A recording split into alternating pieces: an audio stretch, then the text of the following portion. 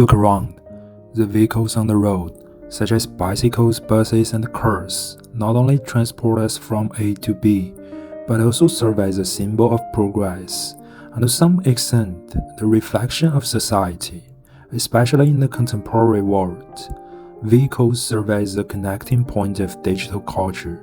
This video will discuss how vehicles reflect 3 points of digital culture by focusing on their function in technology intelligence, their influence on the planet, and their meanings to culture. We will disclose the complex connection between vehicles and our digital era. The intelligence of digital culture has emerged in modern cars.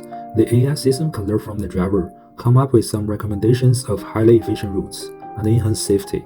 This kind of intelligence is not only restricted by a car, it is a part of the network. Every single car can communicate data in an experimental network. The cars will be able to work together in real time, regardless of where they are traveling, thus improving the whole. However, this has caused ethical issues further. Who owns the data? How can we balance the convenience and the privacy? Does this have disastrous consequences for our democracy and freedom? Actually, the car intelligence reflects how AI impacts our lives. Vehicles reflect our relationship with the planet. As cities transition to electric and shared transportation, we reduce the emissions and began to rethink the design of different cities, which will become the longest continuous process we have ever created. This kind of transition indicates that we have the responsibility for sustainable development in the digital world. Vehicles are not only transportation tools, but also the expression of culture. With the appearance of shared travel and more environmentally friendly choices, people began to rethink the ownership of vehicles and their sustainability. Vehicles are tightly related to our dignity as symbols of freedom, status, and now the responsibility of community.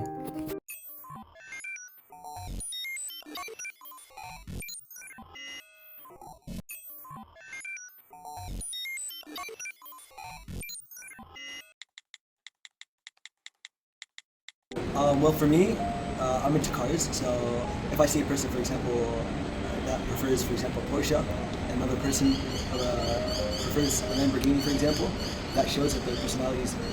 Like Porsche is more into luxury and having luxurious things, and Lamborghinis is just about, like, for example, speed, performance. So it just shows what kind of person they are. For me, the problem is on cars that use energy or electric.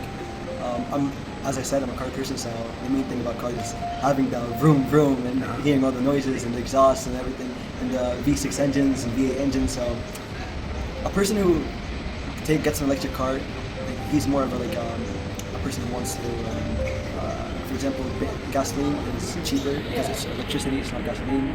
It's more efficient, but I think moreover in the years, electric cars could get better.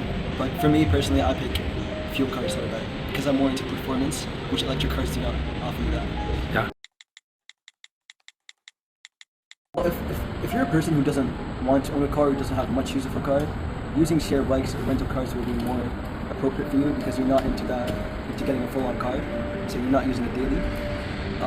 But as a person who has, for example, a family, has to take people to school, have to go to work, you need the car every day. So I think that shared cars and car rentals are only something temporarily, or a person who doesn't need a car every day.